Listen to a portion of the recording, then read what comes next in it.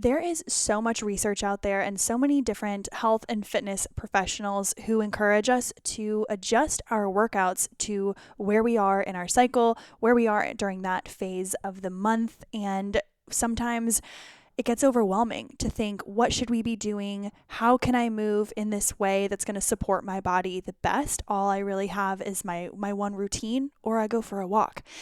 That is why I love Mossa On Demand. Mossa On Demand is an online virtual platform for fitness. There is meditations, there's recovery, there's prioritizing strength training, there's, again, mindfulness practices. And some things that I also love about it is that it doesn't shy away from different types of workouts. There's kickboxing, there is different types of martial arts classes, and these classes are growing all the time. So Mossa On Demand has hundreds of different workouts, and they vary in timing from 10 minutes, 30 minutes, 60 minutes. So whether you are just winding down for bed and you want to get a nice stretch in, or maybe you've been sitting at your desk all day and you want to stretch, or you only have half an hour, or you really want to commit to a full 60 minutes. The podcast listeners today will get 30 days for free on top of an already 14-day free trial with the coupon code HOTTERTHANHEALTH. Again, these are workouts that fit every schedule, every phase of your month, every phase of your cycle, whatever you're feeling that day. It helps you to stay extra consistent because you're not just doing the same old thing every single day so that your body gets used to it. You're mixing it up, you're challenging your muscles in different ways, and you're challenging your cardio, you're challenging your flexibility and your mind. Again, after 44 days, a subscription is only $9.99 per month. And again, podcast listeners get 30 days for free after a 14-day trial with the code HOTTERTHANHEALTH30. So again, that's 44 days for free to try it out. See if you like it. I can guarantee that you will be motivated by the music and the amazing coaches. That is mossaondemand.net, MOSSA ondemand.net. Use the code HOTTERTHANHEALTH30 and enjoy.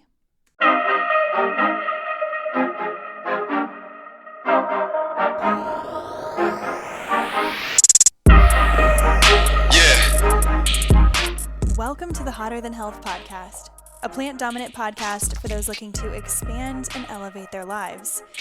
Each week, we will bring you provocative conversations and topics, entertaining interviews, and some of the biggest names in health and wellness to answer your burning questions. You will leave each episode with tangible tips and takeaways and understand what it truly means to live an energized and optimized life. And I see this happen for a lot of people, even when they go to their doctor, which we all know sometimes there's things that are lost in translation there, but they're not telling them when to test in their cycle. So as a woman in the reproductive years, your hormones are changing on almost a weekly basis. So if you don't know where you are in your cycle, you don't even know what reference range to look at because there's 4 different reference ranges based off where you are in your cycle. So I can't tell you, I would say 100% of the time when I look at labs from someone's doctor, they were not told when to test and they did not keep track of where they were in their cycle. Welcome to this week's episode of Hotter Than Health. This is not a long awaited episode because I've been telling people about it for a while and we've done hormone episodes, but I've got to say this one gets super, super specific. And if you are a woman who is even considering having children, if you're someone who has ever struggled with a period, if you even notice your PMS, if you have different types of symptoms when it comes to that time of the month, or you just want to learn about different ways that you can support your hormones, this is the episode for you. We had such a great conversation. I spoke with Lauren Papanos. She is an MSRD CSSD hormone dietitian. She's a chief registered dietitian and founder of Functional Fueling. She has been featured in Shape, Insider, and Women's Health magazine. Her goal is to help you live your healthiest, hormone-balanced life. And in this episode, what I love about this episode is that it wasn't just saying, oh, have a handful of walnuts for healthy fats or eat a bunch of animal protein. It was more granular. And that's really what people wanted. I think that so many episodes are out there right now, just through the zeitgeist and with with this episode, I wanted to make sure that I was asking the questions that you all had. And an overwhelming amount of you wanted to know about hormone testing. What test and at what point of your cycle, or is it even important to test during a certain part of your cycle? I learned so much on this episode, and there were some things that were really important to hear again. And overall, I really think that by focusing on one or two things at a time and really educating ourselves as women on not just female sexual or our sex hormones, but on every other kind of hormone. We talk about the thyroid, we talk about adrenals, we talk about stress and anxiety, we talk about mood swings during PMS, we talk about progesterone, when and how to know when to test your hormones, and what do you do afterwards. That was something that I think is really important to talk about, is like, what do you do afterwards and what does it even mean? We get a high level view of what these hormones actually do, what do they mean, and what's the best test, when should we be taking it.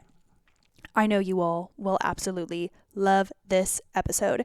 If you do, make sure you share this episode on your social media. It is the best way to support the podcast. Again, if you haven't already, head to Apple Podcast and leave us a review, and that will help more people find this episode. And I know I ask every time, but look, there are 3 million podcasts out there, and if you don't have a shit ton of Instagram followers, it can be a little easier to fall, in the back of the line. And reviews really, really help with that, and I appreciate it in advance. So without further ado, the long-awaited specific hormone episode with Lauren Papanos is here. I hope you all enjoy, and we will talk to you after the episode. The question that I got from, I think overall, it was 90% of people asked when it came to testing for hormones. I think that there's so many blood tests out there. There's so many urine tests. There's the Dutch test. There's so many opportunities out there right now. But people were asking, what is the best test that you can take without being referred by a doctor? Or what are the best tests to be taking at what time of the month? I think people are confused about that. They might buy it and they have no idea what to do with it. Yeah, it's a really good question, because there's so many tests that are out there in companies that are marketing to consumers, but there's not a lot of, there's not evidence that those tests are actually lab validated, right? So a lot of times the testing results aren't good. But also it's really important to note, and I see this happen for a lot of people, even when they go to their doctor, which we all know sometimes there's things that are lost in translation there, but they're not telling them when to test in their cycle. So as a woman in the reproductive years, your hormones are changing on almost a weekly basis. So if you don't know where you are in your cycle, you don't even know what reference range to look at, because there's 4 different reference ranges based off where you are in your cycle. So I can't tell you, I would say 100% of the time when I look at labs from someone's doctor, they were not told when to test, and they did not keep track of where they were in their cycle. When you get testing done, it's so important that you're going in either on day 3, which day 1 would be the first day of bleeding. So essentially 3 days after you started your period, you're either going in on that point of your cycle, which is a really good place to test for hormones and blood, or you're testing post-ovulation, which would be around day 19 to day 20. I like to see post-ovulation testing results personally, because I think that we have kind of a low progesterone epidemic that's going on, where so many women are dealing with low progesterone issues. And in the post-ovulation timeframe, that's where you're going to get the best read on progesterone. The first half of your cycle, you're essentially making very little progesterone. So you're not going to be able to really see if that's an issue that you're experiencing. So really important that you're testing at the right point. When you get those lab results back, write down exactly where you were in your cycle on them, so that if you have someone review them with you later down the road, or if you go back and look at them, you can remember which reference range you're looking at, right? In addition to that, in terms of the type of testing, it really depends on so many different things, right? So I don't just work with women on sex hormones. I also do a lot with thyroid hormones and stress hormones and hunger hormones. And they all have their different ways of testing that we want to prefer. And for example, if I'm testing someone's insulin levels and thyroid hormone levels, those are best to do in blood. But if I'm just testing someone's adrenal hormones, those are best to do in saliva. And if I'm just testing someone's reproductive hormones, I prefer to do those in urine because we're able to get the metabolites of them. So it really just depends on what you're trying to gather from the information, what testing you're doing, what you have access to as well. Like I've worked with some people before that live in really small towns. And so getting to a lab is like a 2-hour drive. So maybe it's better for us to do urine so that we can get the best testing results possible, and not have to worry about the commute situation, right? But there's so many different factors to think about, and it really just depends, like I said, on what you're trying to get from it.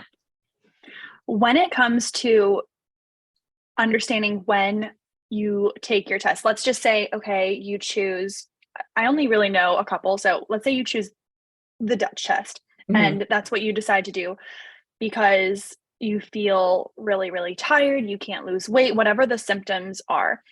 You decide, okay, let's just shot in the dark do this, and you don't get a period. What if you're someone who doesn't get a period either because of birth control or just because for whatever reason there's an imbalance and you don't know what to do? Is it still worth it to take the test if you don't know where exactly you are on your cycle?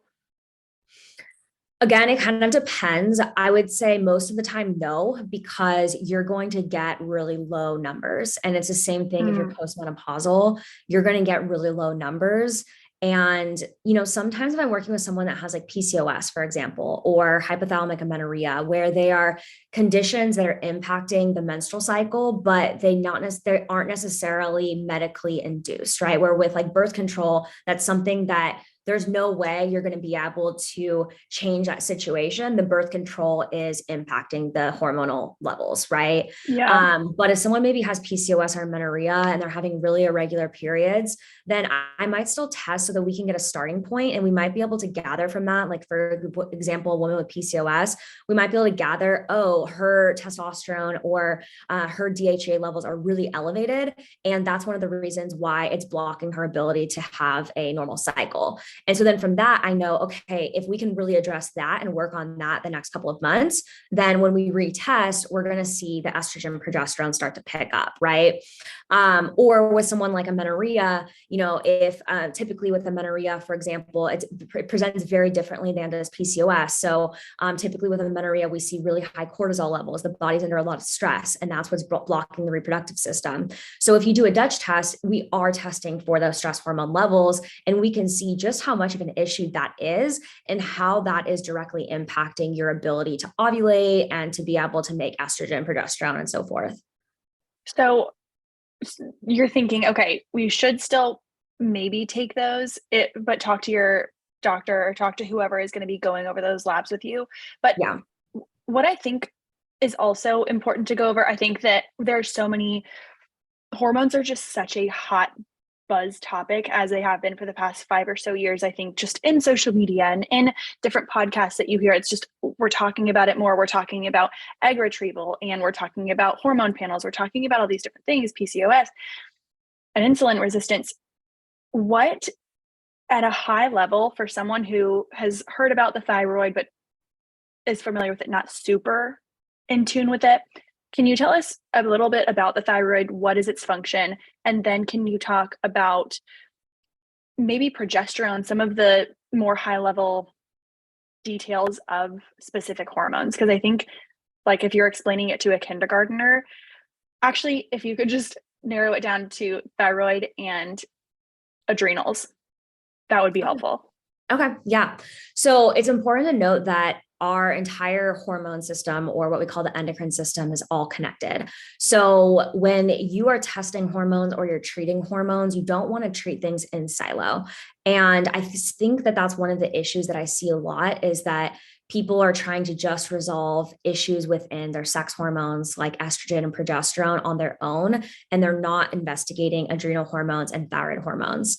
Similarly, If we've got thyroid issues going on, we've got to take a look at your sex hormones, your adrenal hormones, because they all are constantly a revolving door that are impacting one another.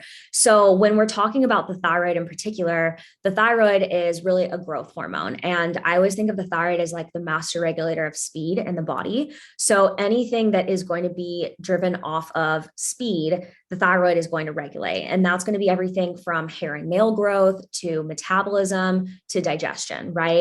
Those are all speed dependent. Thyroid is also going to regulate, if you're pregnant, growth of the baby, because again, speed, growth, right? So when we're seeing issues present in how things are turning over, so say like your hair falling out and not then growing back at the rate that it did, seeing issues with like really dry skin because maybe we're not getting as much of that like healthy skin turnover as well, or issues metabolically, then we want to think thyroid for sure.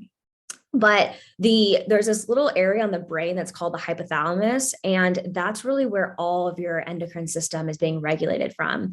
And so if you can kind of think of it as like a three-prong web, the hypothalamus is sending signals down to the thyroid, to the adrenals, and to the ovaries. And it's a negative feedback loop. So they're going like back and forth to one another, right?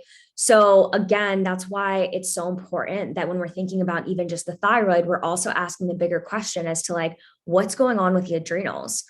We also know that something like progesterone impacts our thyroid. We know that low progesterone levels will drive low thyroid function, and low thyroid function will drive low progesterone levels. We also know what are that some symptoms of low progesterone? Sorry to cut you off. No, you're fine.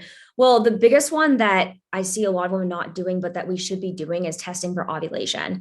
If you're not ovulating, you're not making progesterone. And that's something that you can test at home. It's like essentially a free tool for you to be able to see if progesterone is an issue for you.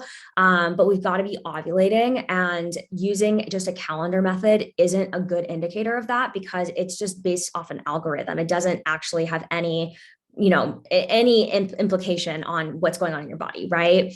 There are symptoms you can look for. So for example, at around halfway through your cycle, are you getting cervical mucus changes? Are you noticing an increase in energy?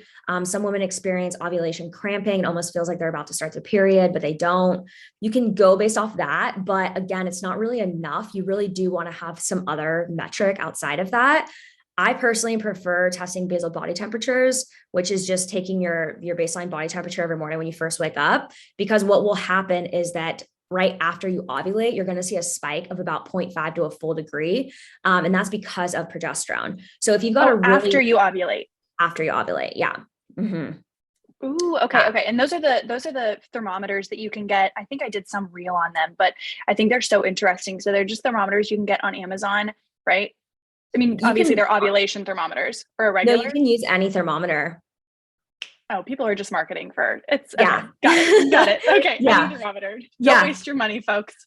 Yeah. Okay. No, you can just use any under the tongue thermometer. Like you have one to test your fever. If you get sick, fine, use that. It is best if it goes to 2 decimal points, goes like you can see 2 decimals behind the decimal point, because then you're able to see like any small fluctuations. But honestly, any thermometer that is, valid is good. And of course, there are companies out there, there's even like ones on Amazon that you can get that are basal body temperature thermometers. And really all that means is that they just have some type of system that's like syncing that data for you. And that's fine if you want to do that. But I have plenty of women I work with. They literally just keep like a pen, like a journal that has their thermometer, their temperatures on it. And like, that's sufficient if you understand what you're looking at. Got it. Okay. So yeah, that's like a really easy tool. There are ovulation test strips that you can do as well, but they're not as accurate. So that is like a secondary option that you can do. So those are great. I mean, outside of that, there's always symptoms that you can look for as well, right? So if you are, if you have low progesterone levels, then you're probably going to have a shorter luteal phase. So again, if you know how long your period is because you're keeping track of that, then it's really easy to identify that. So, if you're having like a 24, 25, 26 day cycle, or maybe your ovulation window is fluctuating a lot, those are definitely signs that there's some low progesterone happening. Progesterone is also our chill hormone. So if you are dealing with a lot of anxiety, especially right before your period, you have extreme PMS symptoms, tender breasts, big mood changes, that could indicate that there's not enough progesterone helping balance out that estrogen level. It's a lot easier for our body to make estrogen. I very rarely see low estrogen levels unless someone is amenorrheic. Typically, it's going to be low progesterone. That's the issue. Can we talk about PMS for a second? Because I feel like over the past 1 or 2 months, I have had less of this, but there was a period of time, maybe 6 months, and I was starting to get freaked out because before my period, and trust me, I was doing everything I could, like no caffeine, no drinking alcohol, getting good sleep, not doing crazy high intensity workouts, getting plenty of protein. And I really thought I was doing everything that I could. But before my period, I would get so low. It wasn't even that my skin was super insane or my energy was incredibly low, but my moods would dip. I was getting nervous. I was like, if this is every single month, I can't do it. Mm-hmm. And I was Googling it. Here I am Googling, but I was like, look, if this is what every woman goes through, then this is a big problem. But what is the difference between regular PMS, a little bit of fluctuation, and extreme mood swings? What can be happening there? Because no, thank you. Yeah, right. Absolutely. Yeah, and it typically will ebb and flow too, where you might experience that for a couple of months and then maybe you'll start to be able to figure out like what's driving it, right? But I always tell women that there's not really like a metric of, it's very subjective, right? It's based off of what your normal is and what feels tolerable for you. But it should not feel like your period is debilitating or that it's impacting your daily life. So, day 1 of your cycle, it's normal to have some cramping, but to still be able to work through it, right? Like sure. Maybe you feel a little more fatigued, but you're still able to go about your day. You don't have to call in sick to work. You can go to school, whatever it is, right? But if there's anything beyond that, where you're having PMS for multiple days beyond just the first day of bleeding, or it's to the point where you can't go about your daily life as you normally would, then I would consider that PMS.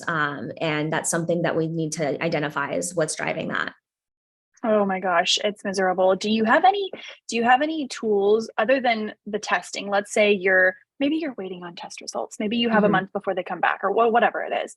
What are some tools, let's say, because right now, this is actually perfect timing. I got a message from Flo on my app and it's like, you might notice cravings and bloating and acne. Fantastic. Thank you. Like, can't wait. But also, I wasn't expecting that, and I feel great, and I feel like my skin looks good. So now I'm just anticipating more skin issues. Yeah. It's like setting me up. But let's just say someone is 7 to 10 days out from their period. What are some supplements or holistic practices or supplements that you would recommend?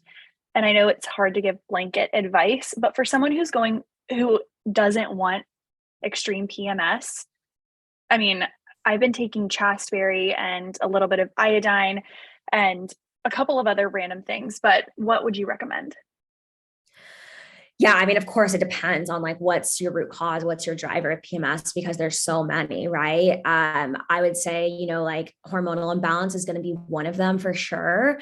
And, with like low mood, for example, that's because your estrogen levels drop. And when estrogen drops, your serotonin levels drop. And serotonin is that neurotransmitter that makes us feel good, right? And serotonin is very much driven back and forth by estrogen. It's also very much driven off of carbohydrate too. So it could be something to look at, like 5-HTP, for example, is the precursor to serotonin. And for some women, that can be a really helpful supplement to take in that like week before. What is it called? 5-HTP. Okay. Or GABA is another name for it. But that can be a helpful supplement. Otherwise, just making sure that you're getting in adequate, like good complex carbohydrates during that time period too, because again, those are what are going to help push that whole reaction. So, sometimes if you're having high estrogen levels in the first half of your cycle, then that's what'll drive that really strong drop off in the second half, because it's like, if you're jumping off like a medium-sized cliff, it doesn't hurt as bad when you hit the ocean, right? But if you're jumping off a really large cliff, it's going to hurt even worse, right? So, It can like be the higher the sometimes. high, the lower the low. Yeah. Yeah, exactly. Mm. So it can be that, or like you don't have enough progesterone to help balance it out, because they really, like when we're talking about estrogen, progesterone, everyone's going to have a little bit of like a different range for themselves, and that's okay. But really what we're looking at is that those hormones should be parallel to one another. So if we're ever seeing a situation where you have higher estrogen than progesterone or vice versa, then that's when we're going to see a lot more PMS type symptoms occur. So that's something to look at. Another thing to note is that during that time period, there's a lot of inflammation that's going on. The menstrual cycle and that luteal phase is like a huge inflammatory environment. Some people might have heard of prostaglandins before. Those are like these little molecules that are what cause us to get sick, but they're also what cause all of the PMS symptoms. They're what drive cramping, which then drives the loose stools, which drives headaches, so on and so forth, right? So that could also be that you might have other contributing things driving inflammation. A lot of times I see that coming from the gut for a lot of women that I work with. And so until we resolve that, then we don't get the inflammation under control. But I have something called like a PMS doc that I teach women how to kind of incorporate through diet and supplementation in a couple of my different programs that I offer. And so it's essentially just kind of like 3-part. It's anti-inflammatory support and pretty high therapeutic dosages. And then it's nervous system support, most commonly from like 5-HTP or like an adaptogen and the magnesium. Because if you can get those things in your body in pretty good quantities before you start that PMS window, you're going to help be able to kind of bring down what that body's going to naturally elevate. Yeah, I believe that, especially because especially with magnesium, it's just such a miracle magnesium is. And I feel like before your period, sometimes sleep gets a little bit weird and your sleep cycles can be off. And I feel like I even have a topical magnesium that I've been loving, and I'll rub it like on my chest, temples, and wrists before bed. And it's not a drastic difference, but but that's not what I wanted. I wanted subtle differences. And oh my gosh, sorry, I saw someone outside. I thought they stole my car, but welcome to Charleston. But yeah, that was something that I thought was really, really great. So, and I also like that you're talking about therapeutic dosages, because some people just throw something in a smoothie and think they're getting it. And so it's tough to know how much.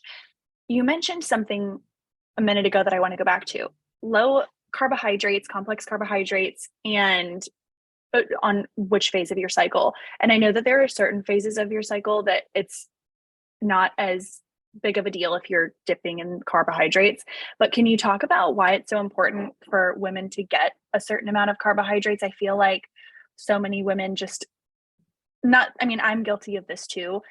You're feeling really bloated. Why would you want to eat carbohydrates? Or if you are trying to lose weight and then someone's telling you, no, but like sweet potatoes or what, spaghetti, squash, whatever they're recommending, you feel like it doesn't really make sense, but hormonally it does. Can you talk about that and how it affects metabolism and everything? Yeah. Yeah, I would say carbohydrates are so controversial, beyond everything, right? But there's so many different situations to look at. And especially in the reproductive years, the conversation around carbohydrates and around food availability has to be almost completely opposite than when you're not in the reproductive years, because there's so many what we call neuropeptides that are essentially things that are released from the brain. Remember, I said that everything within the hormone system is coming from the hypothalamus. And as well as how those carbohydrates are helping regulate hormone conversion. And they're also dependent off carbohydrates. So for example, we know that there's a neuropeptide that's called kisspeptin that's in the brain that is very easily influenced off of carbohydrate availability. And that's one of the reasons why when women dip too low in carbohydrate, while they'll lose their menstrual cycle, because kisspeptin is regulating how the hypothalamus is communicating with our ovarian system. So kisspeptin will get impacted. Secondly, carbohydrates help regulate thyroid hormone conversion. So one of the things that we know from the research is that men are not as easily impacted by carbohydrate restriction or even caloric restriction as it relates to thyroid hormones as women are. And I can't tell you how often I see in my practice women who have maybe normal TSH, which is what's typically ran as a screening tool, thyroid stimulating hormone, but have really low free T3. And free T3 is the active form of thyroid hormone. It doesn't really matter what your TSH level is when we're talking about metabolism. What really matters is where your free T3 is, because that's the end state of your thyroid hormone. And if your free T3 is below 3, we know that you are in a low carbohydrate state that is causing you to metabolically be downregulating. So think of it as like, if your body isn't getting the carbohydrate that it needs to keep the system going as it should, it's going to go into survival mode and say, all right, downregulate. We don't need these processes to be at the speed that they are. We're going to slow everything down. Metabolism gets slowed as a result. And the reproductive system is voluntary, which means that we don't have to reproduce to survive. We need our heart, we need our lungs, we need our brain to survive. We don't need to reproduce to survive. So again, that's the first thing that goes, is that the body says, this is not a safe place to reproduce. There's not the energy availability on board to do so. I'm going to turn down processes until there is. I think that something to say about that is you are so right. Carbs can be so controversial. And this isn't saying that you have to go eat 12 bagels a day. The whole point is to get more complex carbs and fiber in your body. So things like berries and whole grains and rice, it doesn't have to be processed carbohydrates. It's actually the complete opposite. You want those complex, more slow burning carbohydrates. And I think that it's like fats. We want to just rebrand carbohydrates. Like they're good for you. We need them, especially for women. So whenever I see people that are taking advice from their husband's personal trainer who it counts macros, and that is absolutely fine, but the goals are different. And you see that weight loss is being achieved by your husband or by your person or by whoever. It can really be a hard thing, because you might really lose weight quickly if you completely cut out carbs, but to what expense are you know? And okay, I wanted to touch on that. I think that that's so important. Can we also talk about period flu? What is the period flu? Because I think I know, and I think this has happened to me so many times. And I am always like, oh, it's the world's way of telling me to slow down, which I guess it actually is. But can you talk on that?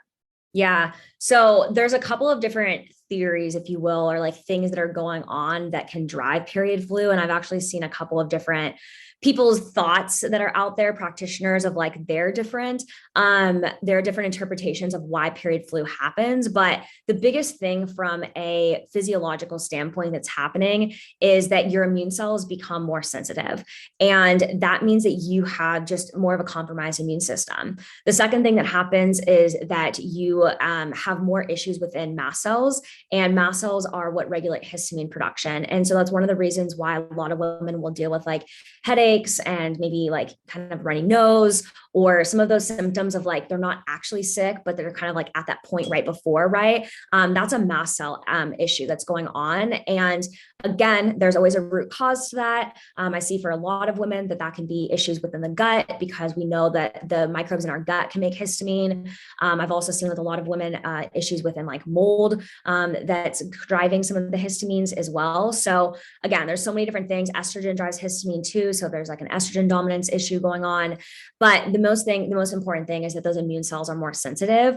Our body is in that luteal phase after you ovulate. And this is why it's so important to start testing when you ovulate.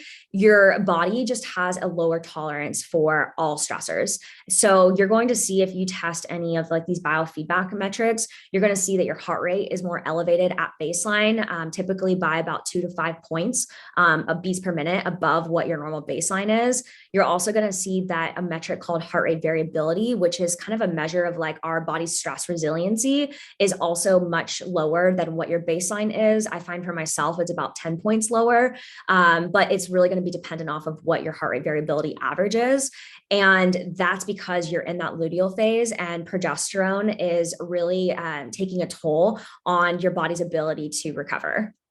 So we're essentially saying our fuse is so damn short at that point for all things, not just for attitudes, not just like as a joke for PMS. It's actually our threshold is lower during that time.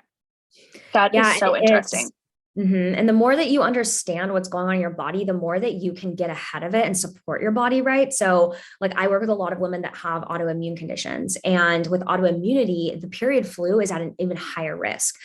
So they're going to deal with even more propensity to get sick during that time frame. And if you have like your wedding coming up during your luteal phase, or you have this like big work trip that's coming up, like there's no chance that you want to get sick.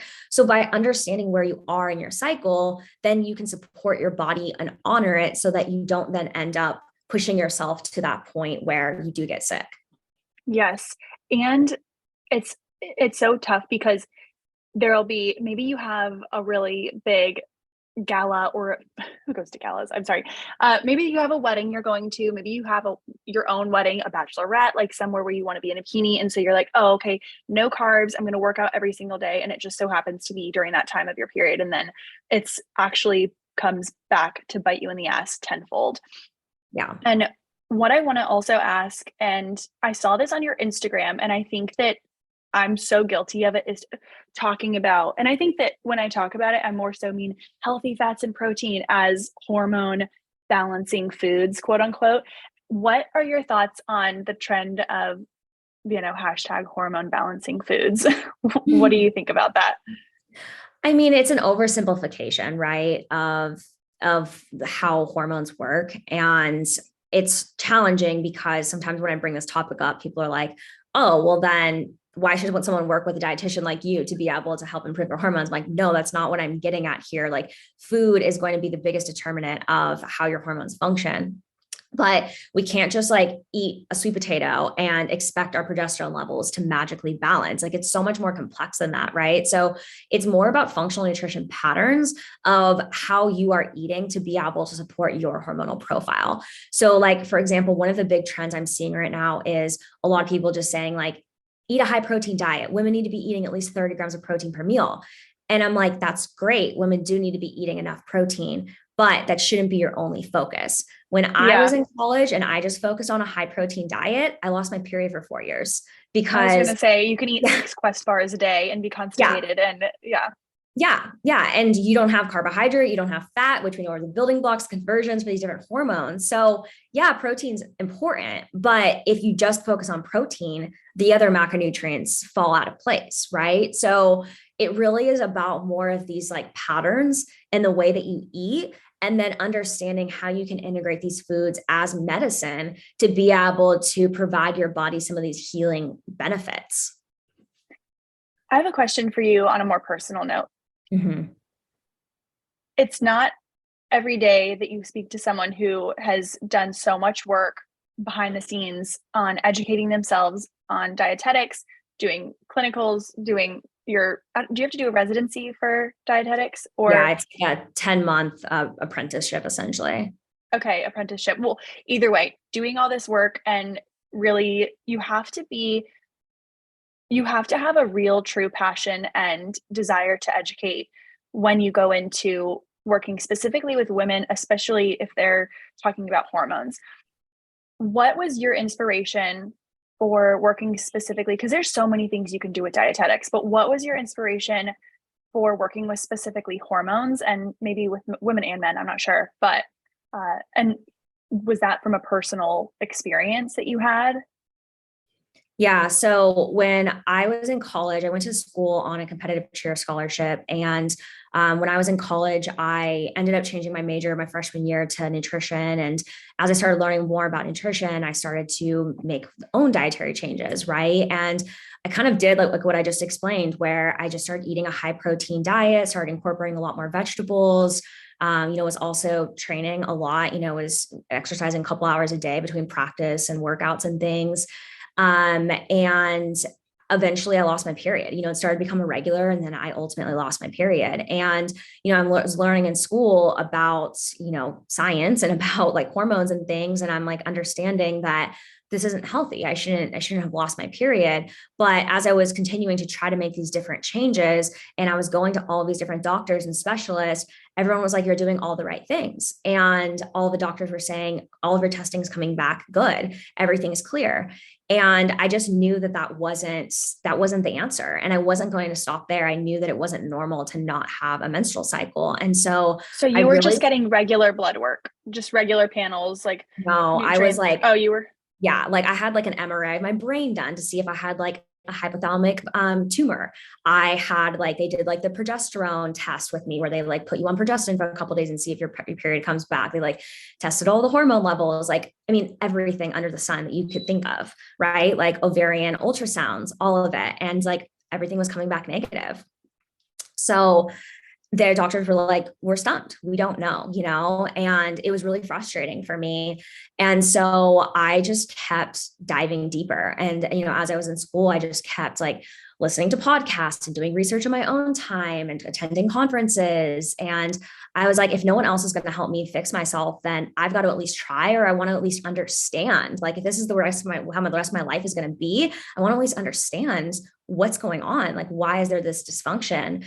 And then I got into my residency, my dietetic internship, and I interned with a functional medicine doctor. And I started learning about functional medicine and functional lab testing, and talking with him about all of these different things that could be at the root cause of what was going on. And ultimately we did some testing, and 6 months later I got my period back. And I was like floored. I was like, OMG, I cannot believe this. And so I just kept diving even deeper. And then I became a dietitian, and I was working with a lot of women of different walks, and was seeing hormone issues in every single one of them. A lot of people come to a dietitian because they want to lose weight. Well, a lot of the reason why women weren't losing weight was because they had hormone issues.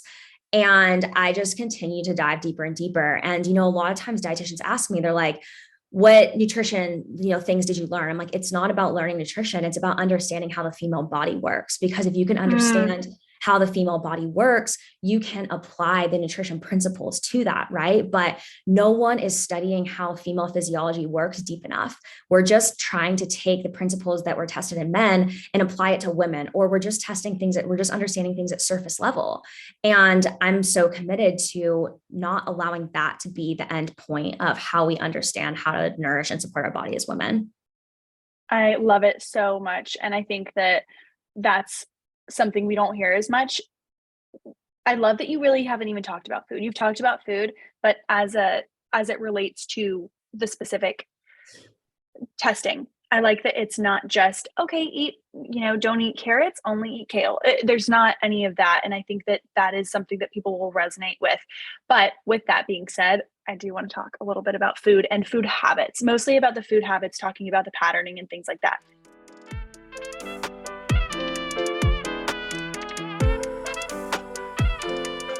Something that I typically struggle with during this time of year as it gets colder and drier is dry skin and hair. That's not something that I am super proud of, even though I have all these healthy fats in my diet and I am using the products that I know I need to be using. It still doesn't always get the job done. I'm so excited to announce that Organifi is putting Glow, their Glow product, on the market for good. It's not a special this time. It was in such high demand that they brought it back permanently. What is Glow? It is a delicious raspberry lemonade blend that leaves you feeling radiant and beautiful. It supports natural collagen production and elasticity. It leaves brighter, glowing skin from the inside out. And get this, it has 5 times the moisture of hyaluronic acid. You hear hyaluronic acid all the time when you're talking about skincare, when you're talking about hydrated, bouncy, youthful looking skin. And that is exactly what this is doing.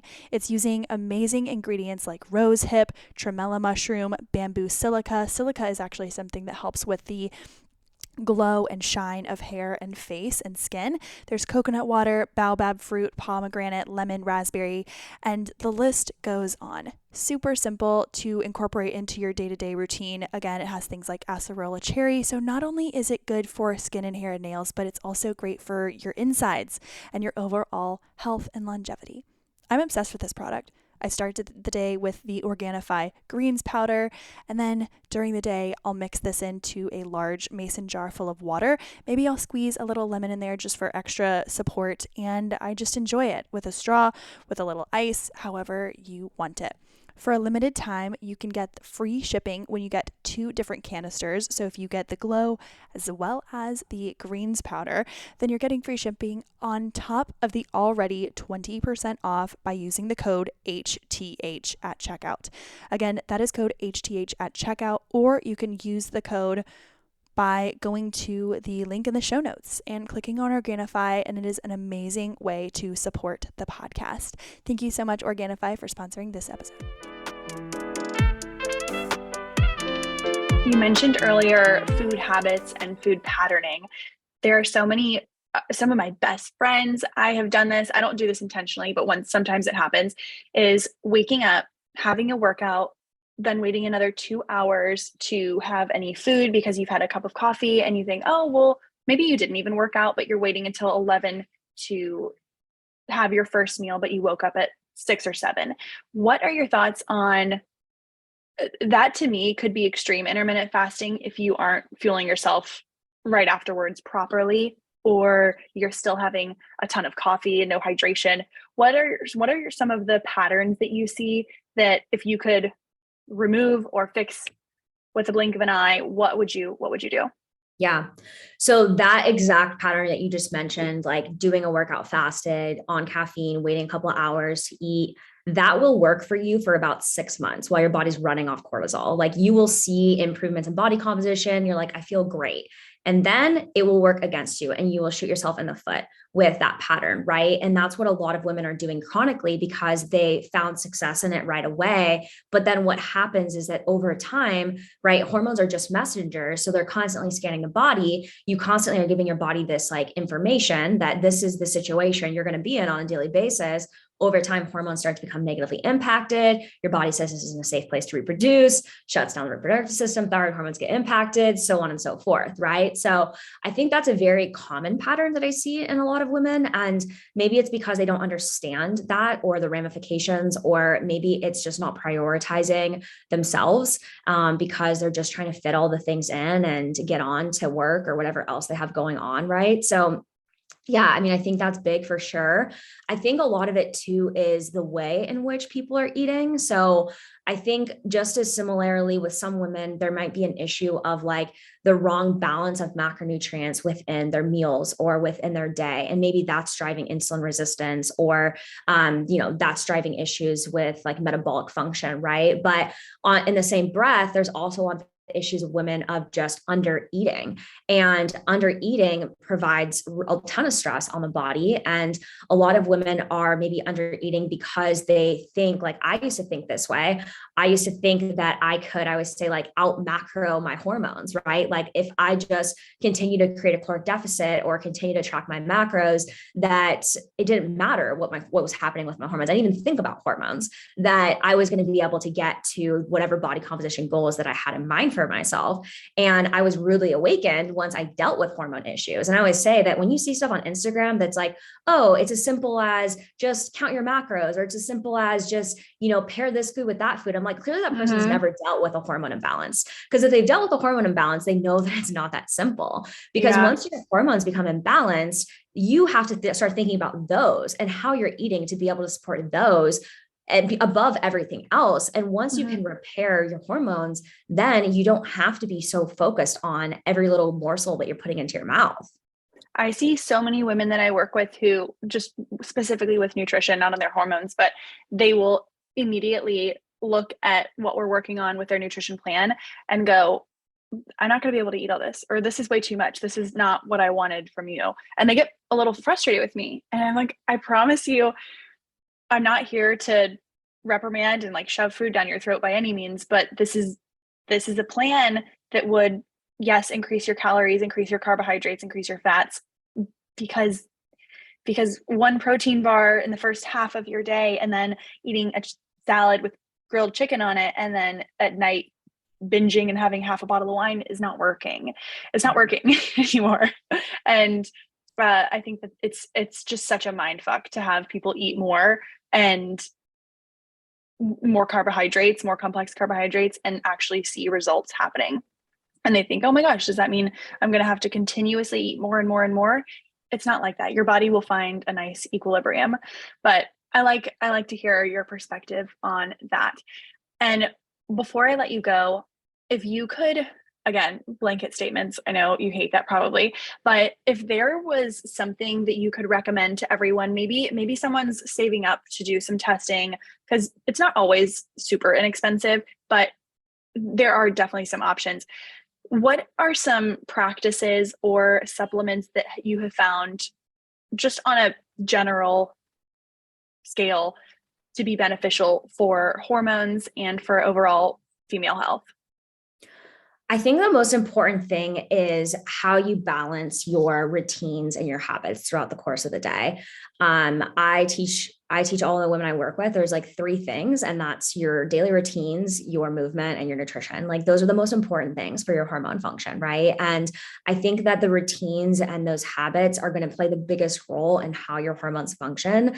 And I would start there, and by that, what I mean is look at your morning routine. What are you doing in the morning? Are you waking up in the morning in a stress state and going straight to work, running off caffeine, not eating? That routine needs to be improved upon, right? Like your hormones, when you're thinking about hormone function, think about like listening to your body, becoming in tune with your body, checking in and asking yourself, like, what does my body need in this current situation? What is not working for myself? If you're feeling like you are running on fumes, or your body's in a stress position at multiple points throughout the day, you're running off cortisol, and that's negatively going to impact the rest of your hormone function, right? So we want to be constantly checking in with our body and asking, how can we better support our body? But I think that those routines are going to make the biggest impact. I always start when I'm talking with women about like, what does your morning, first hour upon waking look like? And what does your last hour before you go to bed look like? Because those are the bookends of your day that are going to play the biggest role in your circadian rhythm, which is going to impact cortisol production, melatonin production, which is then going to impact thyroid hormone production. Like it's this whole cascade, right? So if you start there, you're going to see positive improvements start to happen. It is always screens and caffeine. It's just screens and and I'm like, if we could just tweak those, yeah, absolutely. I love that. Thank you so much. And before you leave, can you let everyone know where they can find you and what you have coming up? How can people work with you? Yeah. So my Instagram is Nutrition with Lo. My website is functionalfeeling.com. I have an ongoing women's program called Strength and Hormones. And that's where we focus on those 3 pillars: nutrition, routines, and movement. And it's all about teaching you about your hormones, how to understand your body better, and how to eat, move, and practice to be able to support hormone balance. So you can find more information about that over at my website, functionalfeeling.com. Awesome. Thank you so much for your time. This is so helpful.